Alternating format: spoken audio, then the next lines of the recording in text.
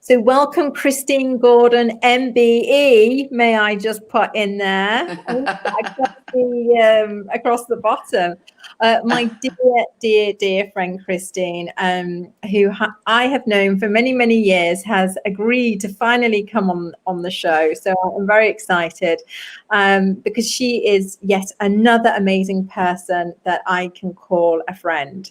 And I want, there's so much for us to talk about, Christine, but first of all, a little intro. I know. I want to delve deep into this, but Christine is a professional singer. She's classically trained. She is a phenomenal entertainer, performer, artist, musician, wonderful. And you may have seen in her bio that her son, when her son was born, she needed a school for him to go to because he's autistic, and there wasn't anything available in Bahrain, where Christine is right now. So she did what every mother, thinks to do. I'll just do it. But, you actually did it. And 20 odd years later, the centre, RIA Centre, is still going. And in the time that I've known you, it has received so much support. I mean, the British ambassador's always there. There's the armed forces are always there. It's a hub for people to come and be involved in the education system and to help and to get stuck in, and it's just a phenomenal community vibe, never mind the immense education that you provide for many, many different children. So thank you, Christine, for all that you do. And now I want to find out a little bit more. So Christine, take us back to that time, and you're a professional artist, and you are going to now open this centre. How did that look? How did it start?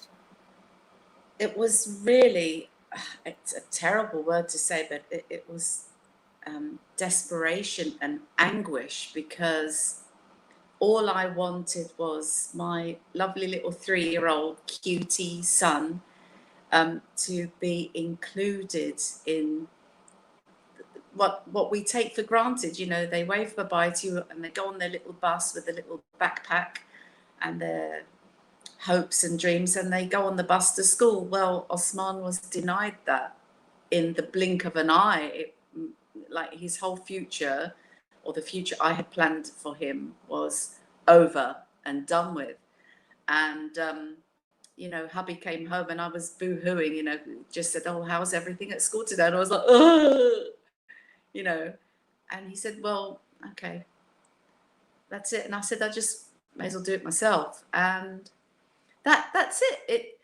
Of course, there was a lot of emotional things that came up with that. But when you're in it, you just get on with it. You try not to process too much, and you just really, we started with 7 kids and we just kept going.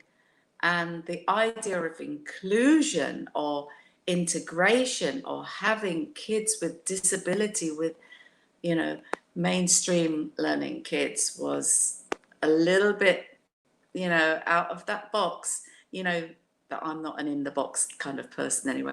I wing it most times. We just live. You really just have to live. And I've always had laughter in my life. I've always had a good emotional support network, even when I kind of went into the dark areas, when it was really challenging. And we call it education, but it's been such an education for me personally.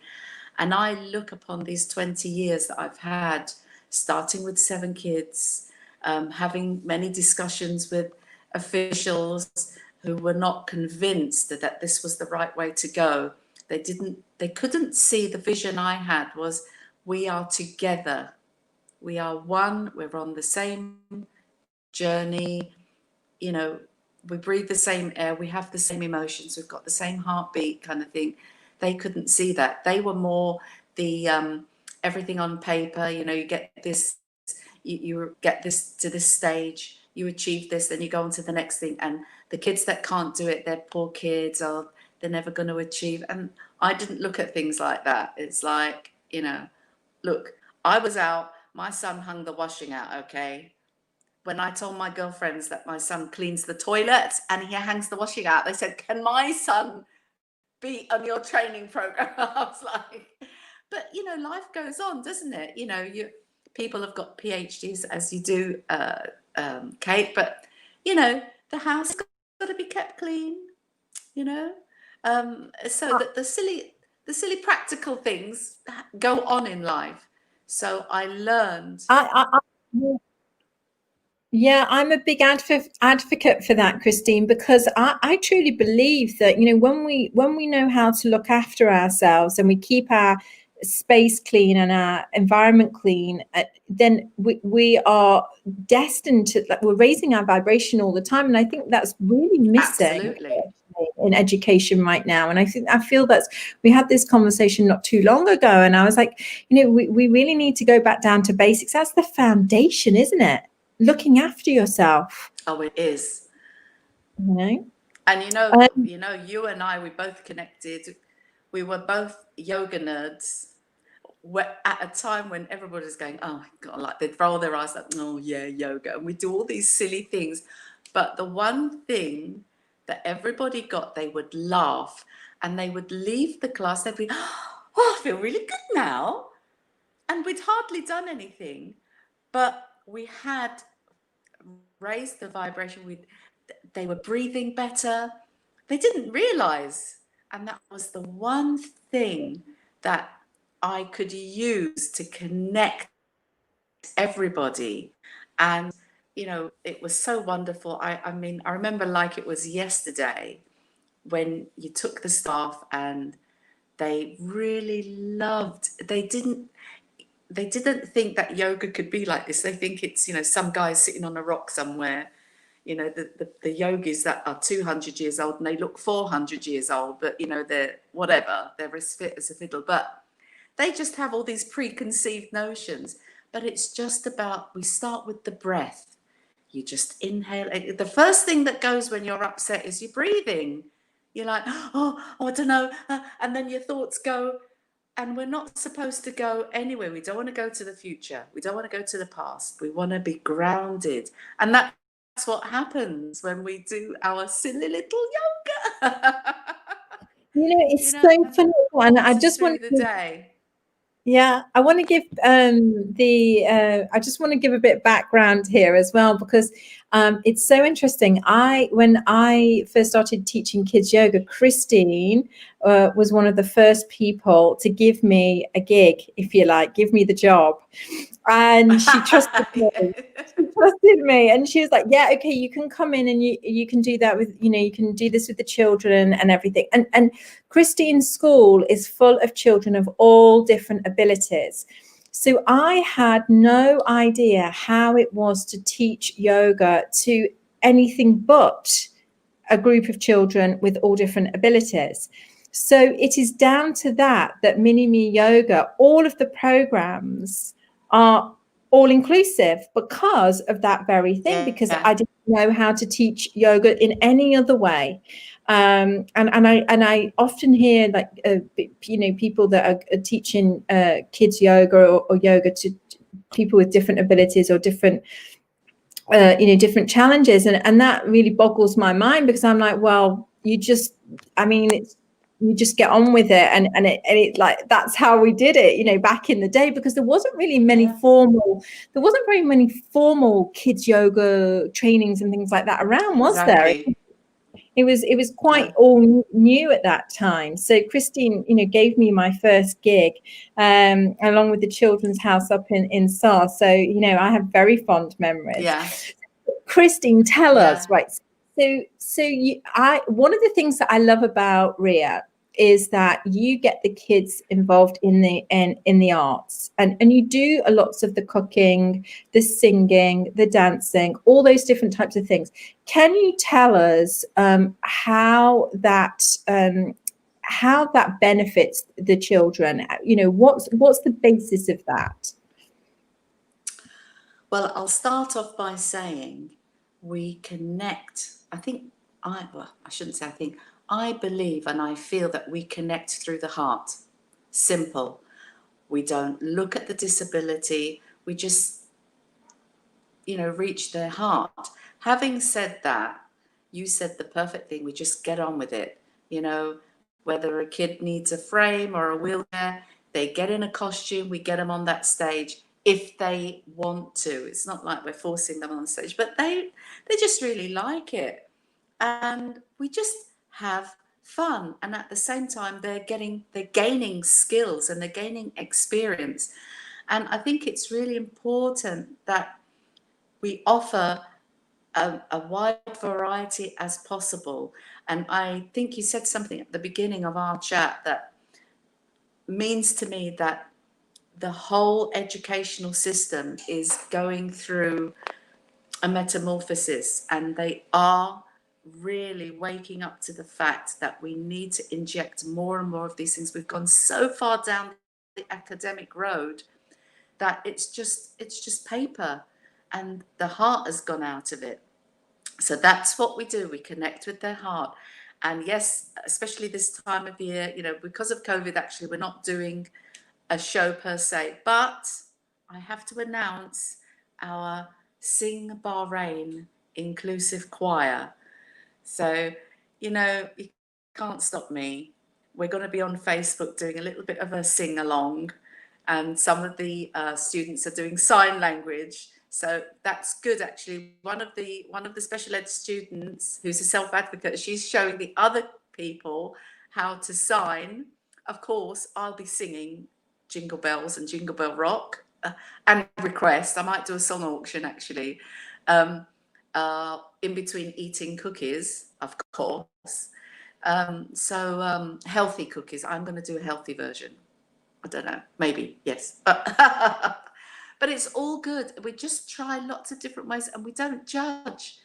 And we are perfectly imperfect, as my friend Sarah Clark said. And that's it. That's life. And we're good. We're happy. There's no alternative. I've got plenty of grey hairs, but that's just on the outside. On the inside, I'm still an 8-year-old. So it's all good. See, I love this approach, and I feel like all children would benefit from this approach of let's tackle day-to-day life and skills with fun, being our main driver. And through that, we get to learn how to be part of a community, a team. We learn how to make the outfits that we're wearing. We learn how to project our voice. We learn confidence because we're going to stand up and do, and do that. We learn how to plan things and presentation skills. I mean, all of that is in there. It's just not written down, and I really feel like I hear what you're saying about that is sometimes we can be so let's tick all the boxes on paper, and then actually the real point gets missed. It's like exactly. So I've always found that at RIA, and I really love that because it's very involved. And whenever I've been there, there's always an activity going on. There's always something going on. So there's always either yoga, there's always cooking going on, there's swimming, there's, there's playtime, there's, games. There's always something going on. And that for me, was a great insight of how I would like education to show up in the world. And so I learned such a lot from that. So Christine, tell us now, there's been thousands of children that have been to RIA over the years. What type of what type of challenges would they predominantly have when they come to RIA? Give us a bit of an idea of different challenges that some children may face. Okay, well, obviously a lot of kids have an official disability or label. It could be autism, could be Down syndrome, or there could be severe anxiety, trauma, and there's that ingredient, and then you've got anxiety that is brought on by them having that label, and then the parents are also very stressed out. It's all about, because they want their children to be like the other so-called normal children, and really you're just scratching the surface. So yes, we do have programs, if you like, to help. See, I'm very careful with what I say, because there are so many methods out there, like the applied behavior analysis system, the teach system, the sunrise method. There are lots of methods, but all of these methods, you need to connect with the heart. If you, and the kids can see through you. That's the amazing thing about kids. That's why I'm constantly learning, is that if you don't mean it, this thing, you can't fake it. If you're just like, okay, I'm here, I'm going to earn some money because I'm at work, you're not going to get anywhere with these kids. You have to mean it. You have to come to ground zero, if you like, and be with them and mean it. And it's actually a really enjoyable experience. Sometimes things do bubble to the surface, but we need those things to bubble to the surface. We need to expose those things. We need to face those fears.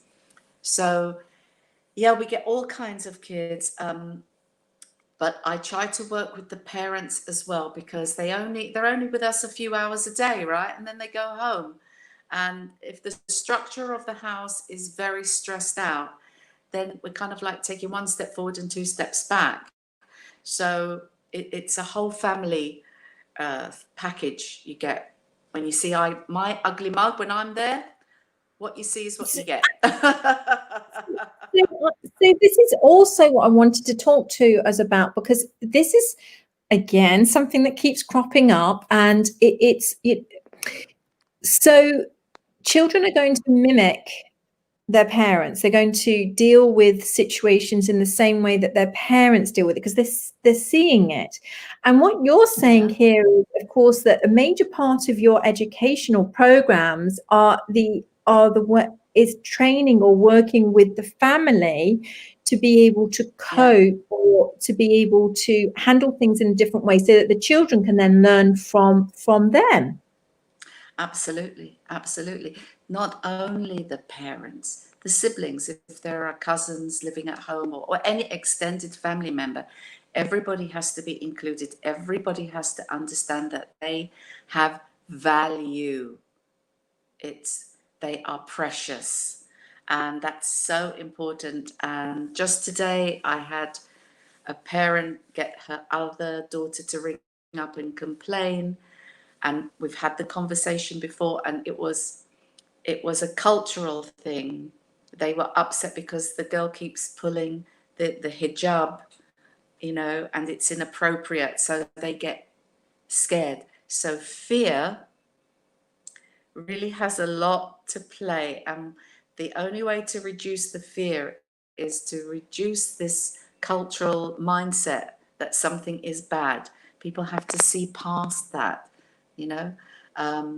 And once we get past these kind of challenges or barriers, or whatever you want to call them, then the family are relaxed, and then the child is relaxed, Like and of magic. course, sometimes it's a cry for help, Yeah. That's simple. So Christine, Simple. tell us now. We're in these COVID times. I know Bahrain has been locked down the same as the rest of the world. And tell us, so the parents out there now, that their respite was sometimes when the children are at school, and they were able to get a little bit of respite. That's not happening now. Can you talk us through some of the challenges that parents have been facing, and how we can best deal with that? If you've got any top tips. Oh, I need a little while for this one, but I'll try and condense it. The parents had the toughest challenge of their lives, and a lot of them are still locked in their own prison of fear. Simple as that. So we've got fear on one side, they've got the challenge of working and staying in close proximity to their children that need variety. So the biggest challenge for a lot of these parents was, again, thinking out of the box. What we did some Zoom classes. I did a lot of mini-me yoga Zoom classes, and we just had fun. And you know me, I would sing, I would fall over, you know, and we got some really nice new tree poses. I called it swinging tree because not one kid would keep their legs still, things like that. So we just like had fun, and the parents started tuning in earlier, and I could have a chat with the parents. And in fact, I'm still doing that. I just had a bit of a break, and next week, because of the chair yoga, I want to hook in with another parent that's living in a village. She's a single mum, and I really want to break down these barriers with her. And it's overcoming the fear. And once the parents realize they could establish a routine at home, which we kind of like work with them bit by bit, then they got used to it. You know, thank God we had the ability to connect over the internet, because this disconnection with people has been really, really tough. And, you know, the parents were really not prepared for this.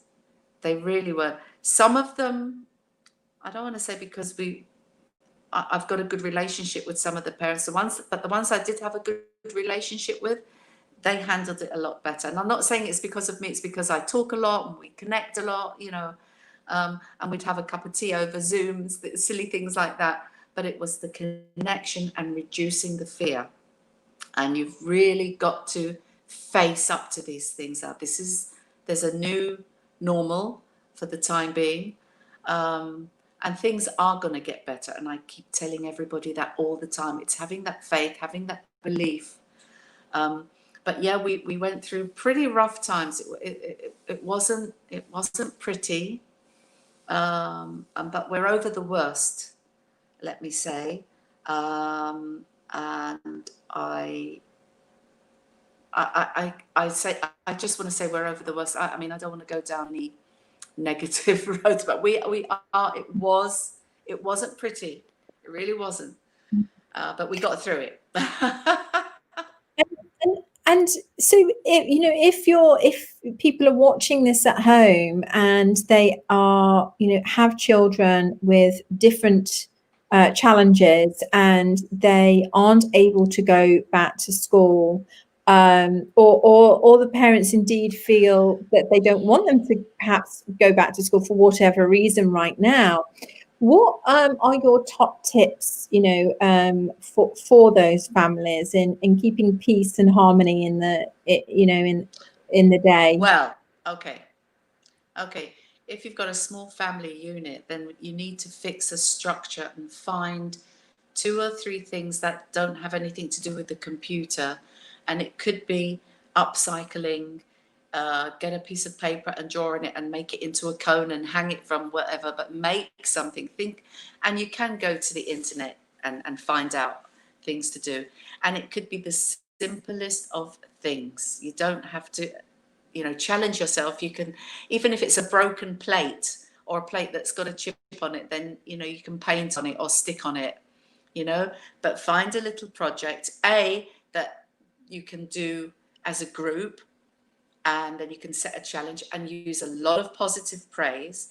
Maybe you can include music, or you can do a drumming circle with pots and pans,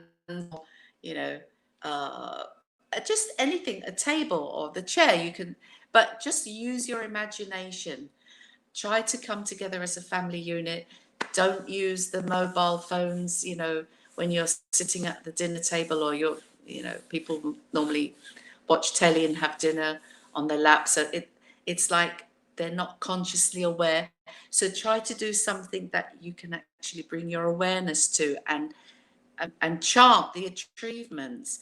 And honestly, for the mums, for the mums or dads that actually have to pull the family together, give yourself, even if it's 10 minutes a day, of your little sanctuary, and you can just sit in the chair.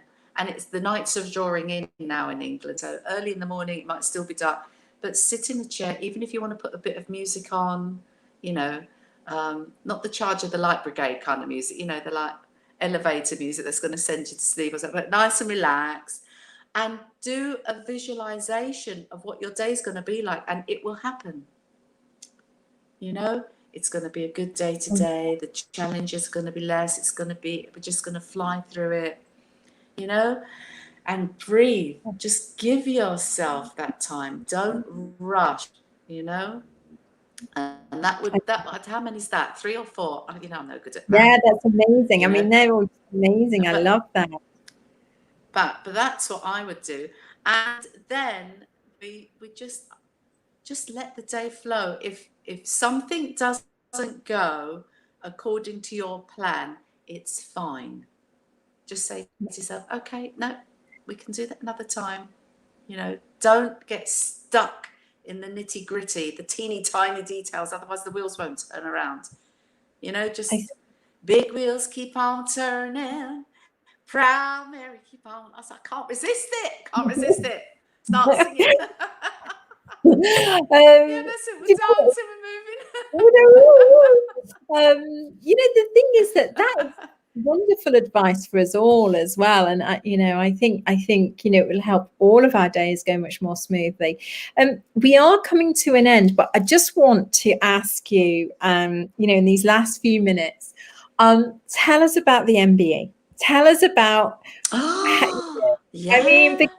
I mean, it's a big deal. It's a big deal. And, you know, you were awarded the MBE for your dedication to these to educating children, and you know, in an all-inclusive manner. Please tell us a little bit about it, how it all came about. Well, I mean, I was again, I can't stop talking about yoga. I somehow ended up doing yoga at the British Embassy for the ambassador and his wife. It was mostly Bridget, actually, his wife. And then she said, husband wants to have a word. Oh my God, I foot in it. I said something in my big mouth, and I was sitting there after the class. You know, it was like going to the headmaster. And he said, no, I've just got to have a chat with you. And I went, yeah, okay. And he said, no, we have to ask first. You know, your name has come up. And I'm going, oh my God. And he said, no, it's okay. We just want to know if you would be happy to accept the MBE. And it was the first time. I was gobsmacked. I couldn't say anything. And of course I accepted it. And it was just for the work for education, and Bahrain, UK relations. I must have said something right to somebody in Bahrain, obviously. But it was such an honour, because the whole process goes in front of Her Majesty. And so I said to him, I said, do you mean to tell me the Queen knows who I am? And I was really innocent. He was like, yeah, oh yeah, she knows everything about it. And I'm like, oh my God. And he said, but you must not tell anyone. And I'm, yeah, okay. You know, because you have to wait until it's announced publicly, you know. And I went home that evening and I was even too scared to tell my husband. So for like 3 days I was like, oh, you know, and then I couldn't, you know, I had to tell my husband, and then he started crying. It was quite funny. But it was great. It was such an experience. And you know me, I haven't changed. I mean, you just still get on with life, but it is a validation. And for me, it just goes to show you that people are watching you, and people are affected by your good actions as well, even the negative actions. But the good actions, they do go into people's hearts. And once we get there, we affect the rest of their lives, you know. So I'm not saying that life is a bunch of laughs, but I can choose to be miserable or not. And the MBE is telling people, well, she wasn't a miserable so-and-so. She worked hard and she always had a smile on her face, you know? And that's what you do. You just straighten your back and say to yourself, it's going to work. And I'm so honoured to have the title. And now I've got the MBE, I feel I have to work even harder because, you know, people say, "Oh, she's got an MBE. Look at her. She doesn't do anything." No, well, I do. So I want people to say, "Look, she's got an MBE and she's still working. She's still," because I'm still learning. So the MBE was the beginning of a new chapter for me. And yeah, it's nice to pull the title out every now and again. You get to wear it every now and again. So it's really nice. And I am proud, and I'm proud of the whole, institution, of all the people that went before me and that are going to come along after me, that are working, and they want to improve. And it is a way of raising the vibration, because that's what you want to do. You want people to progress and go up, and you want to lift them up.